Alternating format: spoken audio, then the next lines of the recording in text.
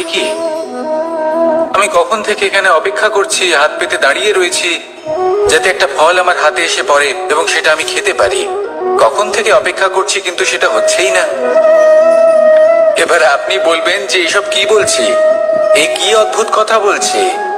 যদি ফল খেতে হয় তাহলে আমাকে বৃক্ষে চড়তে হবে, ফলের কাছে পৌঁছতে হবে, তবেই তো ফল পাবো। এবার এটা অত্যন্ত সহজ ব্যাপার, কিন্তু এই বিষয়টা আপনি নিজের জীবনের প্রসঙ্গে ভেবে দেখুন। লক্ষ্য কোথায় আছে আপনি জানেন, সেই লক্ষ্যে পৌঁছানোর পথ কি সেটাও আপনি জানেন, সেই পথে চলার ক্ষমতাও আপনার রয়েছে, কিন্তু তাও আপনি নিজের লক্ষ্য লাভ করতে পারছেন না। কেন? কারণ আপনি অপেক্ষা করছেন যে লক্ষ্য আপনার সামনে চলে আসবে, কিন্তু তা হয় না। লক্ষ্য সে যাই হোক না কেন, ধন হোক, প্রেম হোক, কোনো সম্মান হোক বা মোক্ষ হোক, যদি আপনি তার দিকে অগ্রসর না হন তাহলে ফল প্রাপ্তি অসম্ভব ব্যাপার, তা কোনোদিনই হবে না। সেই জন্য আপনার চোখের সামনে আপনি যদি নিজের লক্ষ্যকে দেখতে পান তাহলে উঠুন এবং সেই দিকে অগ্রসর হতে শুরু করুন। নিজের অন্তরের সকল অশুভ গুণ দূর করুন, অলসতা ত্যাগ করুন, অজ্ঞানতা ত্যাগ করে দিন এবং চলতে থাকুন। অবশ্যই মনোবাঞ্ছিত ফল লাভ করতে পারবেন। মনে রাখবেন, চলতে থাকলে তবেই লক্ষ্য প্রাপ্তি হবে। অপেক্ষার দ্বারা শুধুমাত্র মৃত্যু লাভ হবে। আসুন আমার সাথে ভালোবেসে বলুন, রাধা রাধা। আমি দ্বারকাধীশ এবং আমার সভাতে বিভিন্ন সময় বিভিন্ন ধরনের মানুষ আসেন, নিজেদের দাবি নিয়ে, নিজেদের ইচ্ছে নিয়ে। কখনো কেউ ভোজন চান, আবার কখনো কেউ ওষুধ, কখনো কেউ বস্তু চান, কেউ আবার চান বস্ত্র। কারোর জ্ঞান চাই, কারোর ধন চাই, আবার কারোর বাসস্থান। অনেক সময় আমি এই অনুরোধ, এই ইচ্ছে পূর্ণ করি না। এবার আপনি এটা ভাবতেই পারেন যে কৃষ্ণ তো তাহলে লোভী, ওর কাছে তো সবকিছুই রয়েছে, তারপরেও সে নিজের প্রজার ইচ্ছে পূর্ণ করে না, তাদের সমস্যাগুলি বুঝতে পারে না, তাদের সুখ স্বাচ্ছন্দ্য প্রদান করে না। আসল সত্য হলো এটাই যে কোনো সবল ব্যক্তি, যে কোনো গৃহস্থ ব্যক্তি যে কাজ করতে সক্ষম, তার পরিশ্রম দ্বারাই নিজের প্রয়োজনগুলি এবং ইচ্ছেগুলি পূরণ করা উচিত। এটা অত্যন্ত প্রয়োজনীয়, আর এগুলো তিনি করতে পারেন শিল্প, ব্যবসা, আচরণ অথবা জ্ঞানের ভিত্তিতে। এই পথে চলতে হবে, পরিশ্রম করতে হবে, তবেই সে কিছু অর্জন করতে পারবে। এবার এমন কোনো ব্যক্তি যার এই সব কিছুতে কোনো রুচি নেই, যে কিছুই করতে চায় না, সে কিছুই অর্জন করতে পারবে না। এবার এরকম কোনো ব্যক্তিকে যদি আমি কোনো বস্তু প্রদান করি তাহলে কি হবে? সে পরাধীন হয়ে যাবে, আর সেটা উচিত হবে না। তাহলে কি করা উচিত? তাকে পথ দেখানো, তাকে বোঝাতে হবে যে কোন পথে চলে তুমি নিজের লক্ষ্য প্রাপ্ত করতে পারবে। শিল্প, জ্ঞান, আচরণ এবং ব্যবসা, এই পথে কিভাবে চলে সেটা শেখাতে হবে, আর আমি সেটাই করি। তার ফলে কি হয়? ব্যক্তি স্বাধীন হয়ে যায়। সংসারে সে যা চাইবে তাই প্রাপ্ত করতে পারবে, কখনো কারোর থেকে কিছু চাইবার প্রয়োজন পড়বেই না। এই কথাটা সবসময় মনে রাখবেন। যখনই দান করবেন তা ভাবনা চিন্তা করে এমন ভাবে দান করবেন যাতে সামনের ব্যক্তি স্বাধীন হতে পারে, পরাধীন নয়। আসুন আমার সাথে ভালোবেসে বলুন, রাধা রাধা করতে শিখুন। পাণ্ডব, পাণ্ডবরা বন থেকে এসেছিলেন। ওনাদের কাছে না কোনো ধন ছিল, না কোনো সম্পদ, না বিদ্যা। নিজের পরিশ্রমের দ্বারা ওনারা বিদ্যা অর্জন করেছিলেন, আর তার দ্বারাই সম্পদ অর্জন করলেন আর ধনও অর্জন করলেন। এই পাণ্ডব ছিলেন অত্যন্ত কুশল এবং শক্তিশালী। যুধিষ্ঠির নিজের পরিশ্রম দ্বারা এমন জ্ঞান অর্জন করেছিলেন যে এই সংসার ওনাকে ধর্মরাজ যুধিষ্ঠির অভিহিত করেছিল। দেখতে গেলে পাণ্ডবদের কাছে সবকিছুই ছিল, কিন্তু যখন বিষয় এলো আরো ধন লাভ করার, তখন যুধিষ্ঠির, যিনি পাণ্ডবদের মধ্যে জ্যেষ্ঠ, তিনি সকল পাণ্ডবদের সাথে দ্যুতক্রীড়ায় অংশগ্রহণ করে ফেললেন। এর ফলে না শুধু ধনলক্ষ্মী, ধর্মলক্ষ্মী, বিবেক লক্ষ্মী কেউ হারালেন, আর শুধু তাই নয়, নিজের গৃহলক্ষ্মী দ্রৌপদীকেও হারিয়ে ফেললেন। এর কারণ কি? ভুলে গেলেন খুব সহজ একটা কথা, এই সংসারে সম্মান এবং সাফল্য দুটোই পরিশ্রমের দ্বারা লাভ করতে হয়। কিন্তু দ্রুত ক্রীড়ার এই খেলা আমাদের ভাগ্যের উপর নির্ভরশীল।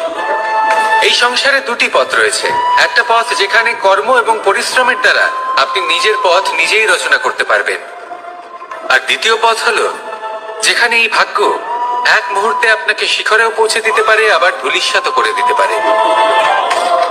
আপনি কোন পথ বাছবেন সেই চয়ন আপনারই। আসুন আর আমার সাথে ভালোবেসে বলুন, রাধা রাধা। কোন এক সময়ের ঘটনা এটা।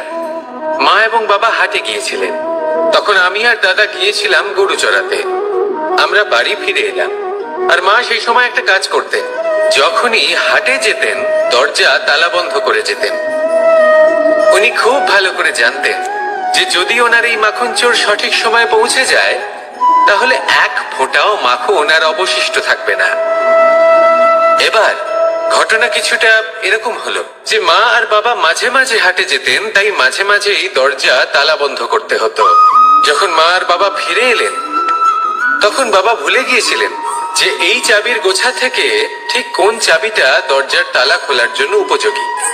উনি চেষ্টা করতে শুরু করে দিলেন, একটার পর একটা চাবি দিয়ে উনি চেষ্টা করতে থাকলেন, কিন্তু সেই দরজার তালা তো খুলতেই চাইছিল না।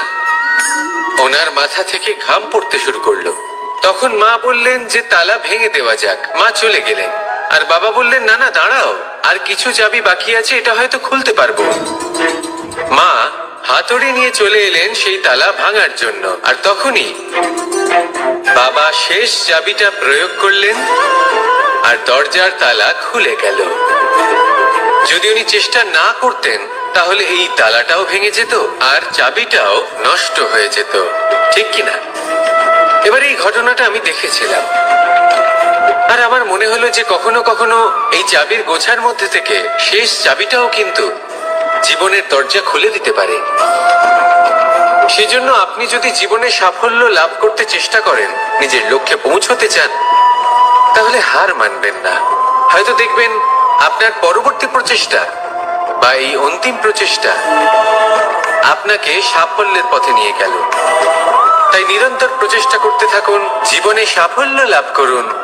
যজ্ঞের আগুনকে শুভ বলে মনে করা হয়, আর সেখানেই চিতার আগুনকে অশুভ মনে করা হয়। এমনটা কেন হয়? এখানে বিষয়টা হলো লক্ষ্য, বিচার এবং সঙ্গের। যখন আমরা যজ্ঞ করি তখন আমাদের লক্ষ্য কি হয়? পরিবেশকে আরো পবিত্র করে তোলা, ইতিবাচক করে তোলা। আমাদের লক্ষ্য শুভ হয়। তারপরে আসে বিচার। এই পরিস্থিতিতে সেই বিচার হলো অগ্নি। স্ফুলিঙ্গ থেকে তীব্র আকার ধারণ করে সমস্ত কাঠকে পুড়িয়ে দেয় এবং সুগন্ধ ছড়িয়ে দেয়। অর্থাৎ যদি আপনার লক্ষ্য শুভ হয় তাহলে তা নিজেই শুভ বিচারধারাকে আমন্ত্রণ জানায়। এই শুভ বিচার তখনই আসবে যখন আপনার সংকল্প শুভ হবে। অন্যদিকে হলো চিতার আগুন। এর লক্ষ্য কি? একটা দেহকে পরধামে পৌঁছে দেওয়া। সবার শেষে সবকিছু আপনার উপরে নির্ভরশীল যে আপনি কোনটা চয়ন করতে চান। আপনার লক্ষ্য যদি শুভ হয় তাহলে আপনার বিচার এবং সঙ্গতি আর তার পরিণাম সবই শুভ হবে। আসুন আর আমার সাথে ভালোবেসে বলুন, রাধা রাধা। এই সংসারের প্রত্যেক বস্তুর, প্রত্যেক পরিস্থিতির, প্রত্যেক আবেগের দুটি দিক আছে। এর মধ্যে পার্থক্য করা সম্ভব শুধুমাত্র দৃষ্টিভঙ্গির দ্বারা। যদি কোনো ব্যক্তি পর্বত শিখরে দাঁড়িয়ে থাকেন তাহলে উনি এটাই দেখতে পাবেন যে এই জলের ধারা সমুদ্রের দিকে বয়ে চলেছে। আরেক ব্যক্তি যিনি সমুদ্রের কাছে দাঁড়িয়ে আছেন তার এটাই মনে হবে যে এই জলের ধারা সমুদ্রের দিকে আসছে। এখানে বিষয়টা হলো দৃষ্টিভঙ্গির, আর এটাই সময়ের সাথেও হয়ে থাকে। অনেক সময় মানুষ চিন্তিত হয়ে পড়েন, ত্রস্ত হয়ে পড়েন যে তার কাছে হয়তো খুব কম সময় আছে, তাতে তিনি অনেক কিছুই করতে পারবেন না, আর একটু সময় থাকলে খুব ভালো হতো। তিনি এভাবেও ভাবতে পারেন যে অল্প হলেও সময় বাকি তো রয়েছে, অর্থাৎ যা অবশিষ্ট আছে তাকে সংরক্ষণও করা সম্ভব, তাতে জীবন যাপনও করা সম্ভব। আর এটা নির্ভর করছে আপনার উপর। তাই দৃষ্টিভঙ্গি ইতিবাচক রাখুন। জীবনে দুই ধরনের আবেগ রয়েছে যার কোনো মূল্য নেই।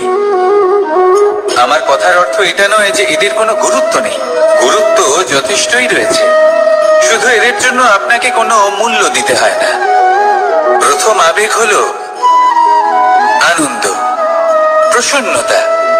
এটা আপনি যে কোনো জায়গায় খুঁজে পেতে পারেন যদি আপনি খুঁজে পেতে চান।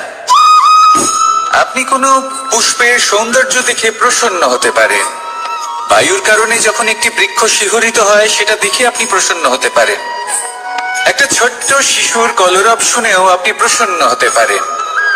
একটা ক্রন্দনরত বালককে হাসিয়ে আপনি প্রসন্ন হতে পারেন। সবকিছু আপনার উপর নির্ভরশীল। সেখানে আরেকটি আবেগ হলো দুশ্চিন্তা। মানুষ বড়ই দুশ্চিন্তা করতে থাকে। আজ আমি এই কাজ করেছি, সেই বিষয়ে চিন্তা।